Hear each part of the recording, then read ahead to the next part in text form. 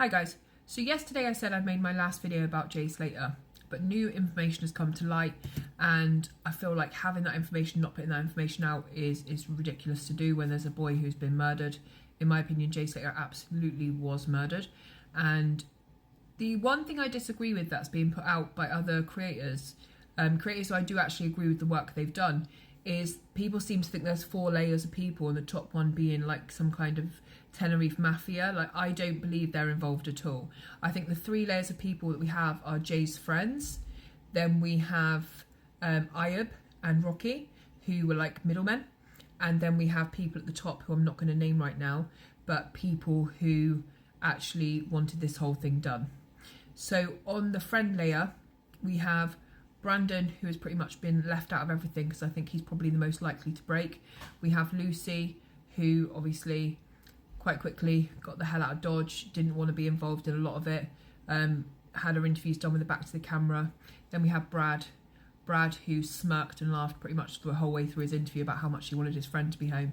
Now obviously Brad is the key to all of this, I do believe.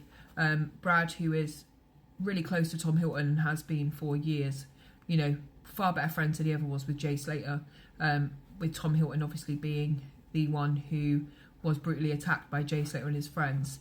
And in the beginning we were led to believe like this had nothing to do with Tom Hilton. I think maybe that's probably not true at this point. I think Jay was probably killed in some kind of revenge attack. I think Jay's mum always tried to kind of minimise Jay's kind of the element of Jay being involved in that, but from all the pictures up until now, Jay seemed to be some kind of ringleader of that group of young lads. Again, no matter what happened with the Tom Hilton incident, Jay Slater did not deserve to die. You know, the courts dealt with it not very well. They definitely should have got a custodial sentence for that brutal attack. So how do I know that Brad and Tom Hilton are close? So let me show you a picture that Brad actually uploaded to Facebook 7 years ago. So this is, he had an account under the name of Brad Joseph back then. So this was the 17th of May 2017. This is Brad. Now only 2 people commented on that picture. Let me show you what they were. So Tom Hilton there, my bro. Ignore that second one. So we also know that Davis Hargreaves, who is Brad's cousin, was one of the other people who was involved in the attack on Tom Hilton. So he's Jay Slater's friend, also Brad's cousin. Now on the 19th of June, when Jay had been missing for 2 days, he uploaded this: "Rest in peace, my brother. Some man you was. You will never be forgotten, my G." Jay was just missing at that point. So how did Davis know that Jay was already dead? Unless he'd maybe spoke to his cousin Brad. Who knows?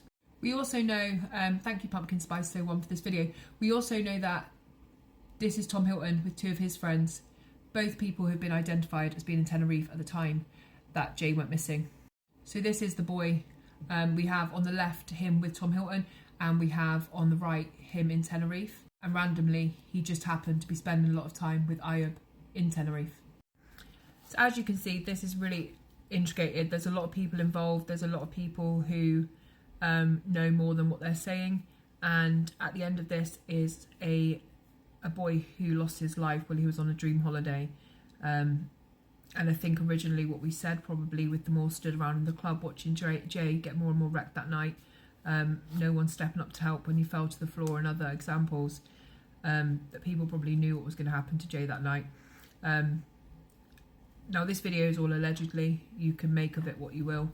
I just want to say that for legal purposes, but it's all there and I've evidenced it all, so you can see where I'm getting the information from.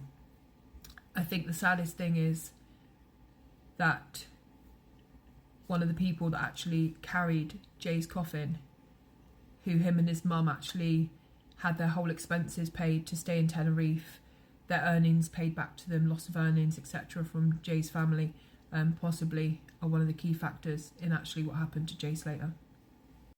And Rachel, what exactly are you protecting Brad from? And I can tell you something, Jay will not be protecting him if the truth comes out.